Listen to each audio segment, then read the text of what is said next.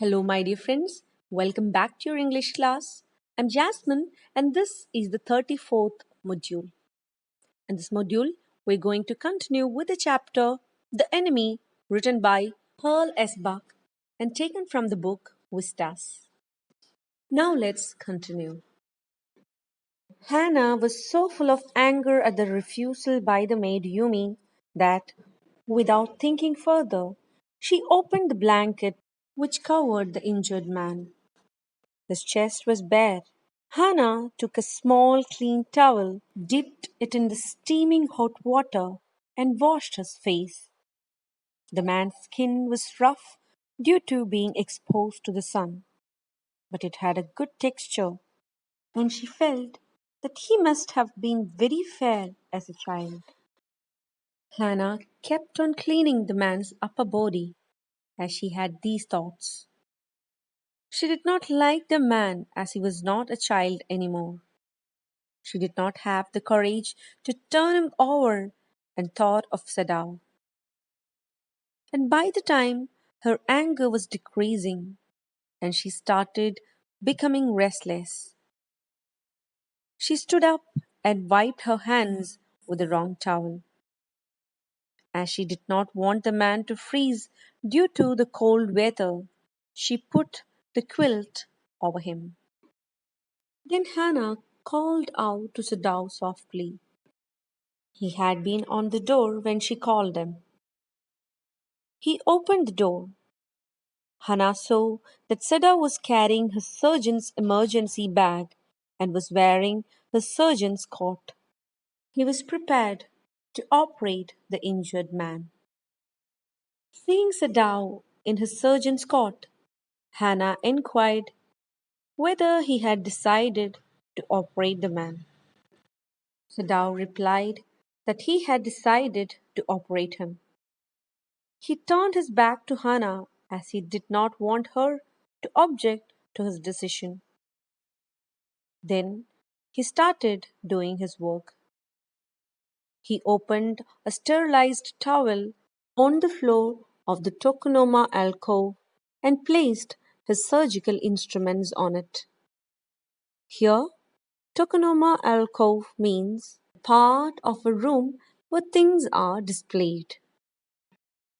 Further, as Sadao was preparing for the operation, he asked Hannah to get some more towels. Hannah obeyed Sadao and went out to get the towels. She was curious as Sadao was operating the injured man. She thought that the blood from his wound could stain the fine mats which covered the floor of the room. So she got some rough mats from the backyard which were used by the gardener to cover the delicate shrubs from the cold weather.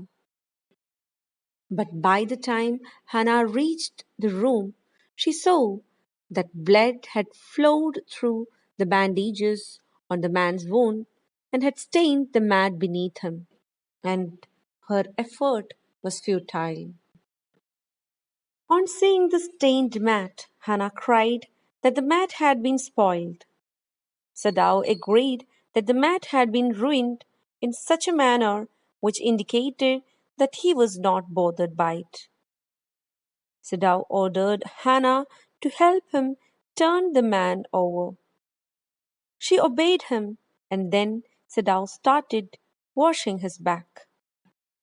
At this time, Hannah told Sadao that Humi had refused to wash the injured man. Sadao asked her that did she wash him. He did not stop cleaning him. He made fast small movements of his hands as he cleaned him carefully. Sada was completely engrossed in his work and did not seem to hear what Hannah was telling. Hannah wondered that Sada was not bothered who the injured man was, but he was only concerned in performing his work well. Further, Sadao told Hannah that she would have to inject the injured man with a substance that induces insensitivity to pain. Hannah replied that she had never done that earlier. For which Sadao said in haste that it was very easy. Further, he removed the packing and then the blood started flowing faster.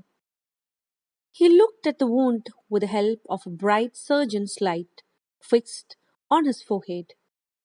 He announced that the bullet was inside the man's body, and he wondered that how deep the wound made by the rock was. He said that if the wound was not very deep, then he could get the bullet out. He further added that the bleeding was not from the surface of the skin, which meant that the wound was deep and the man had already lost a lot of blood. Now let's wind up here. Let's wait and see what happens further in the story in the upcoming modules. Thank you.